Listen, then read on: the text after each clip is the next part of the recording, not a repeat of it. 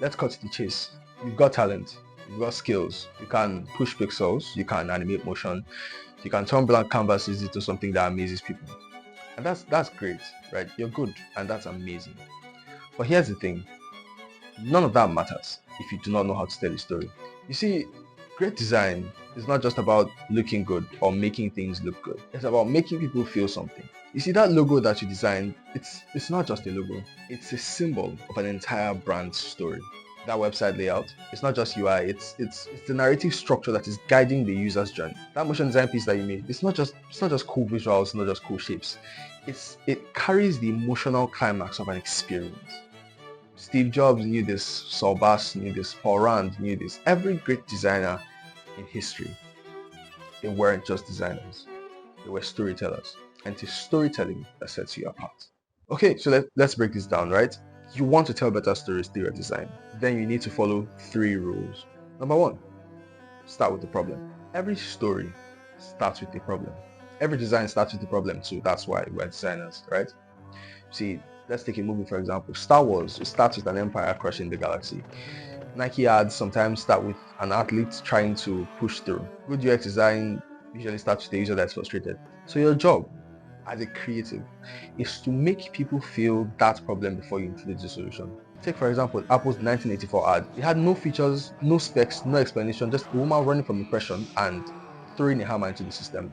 Emotion first, explanation later. Rule number 2, make the audience the hero. Think about the best movie that you've ever seen.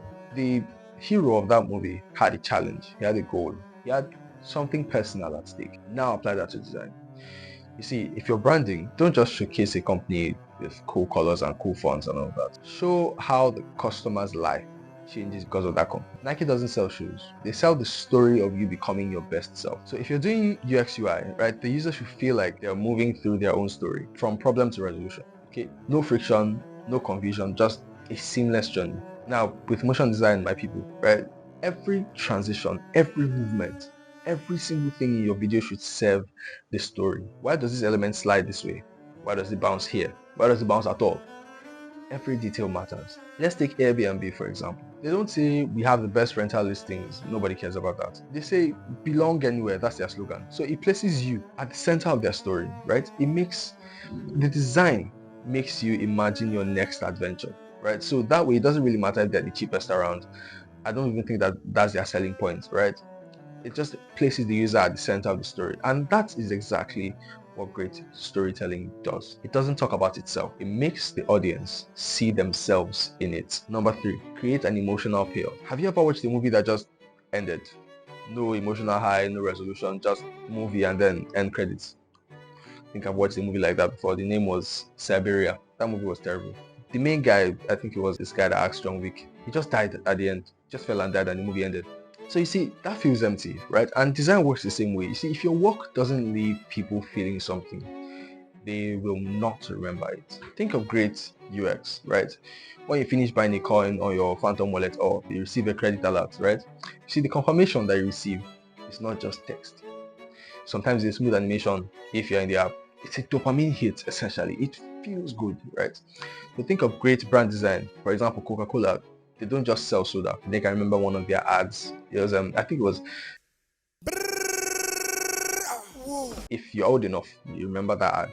And think of great motion design, right? Remember Pixar's lamp intro, right? When you want to watch a famous Disney movie. You see a bouncing desk lamp that has personality. And in those few seconds, a tiny story has just been told. A story inside a logo animation, right? So your job as a designer isn't just to make things work. It's to make them feel alive. Alright, so here's where all of this comes together. So you have the rules, right? I've given you all the rules. Number 1, start with the problem. Make people feel it before you solve it. Number 2, make the audience the hero. Your design is not the star, right? It's the guide. Number 3, create an emotional payoff. Every great story, every great design leaves people feeling something. In fact, I was doing some more research on storytelling and Chris Do called it story delaying. You're dragging it up, dragging whatever dopamine hit or whatever payoff until the end. However long you can drag it. This is exactly why series work. or long movies work, right? Because there's something at the end that people are looking towards. If you give them the payoff at the beginning, you've not really done anything, right? Now let's apply all of this. Scenario 1, branding. If you're designing a logo, don't just pick shapes that look cool and colors that are trending. You have to ask what the deeper story is that the brand is telling. All right, you see, Nike isn't a check mark, right? It's motion. Apple isn't just an apple. Apple is simplicity. Apple is rebellion.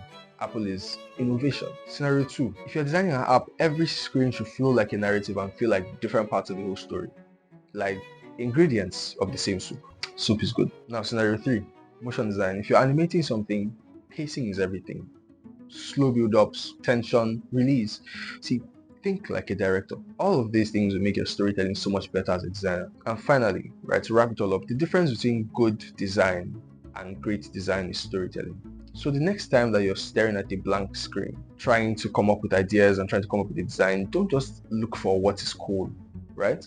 Ask yourself, what story am I telling? Because you see, the best designers, they're not just making things pretty. They are making people feel something.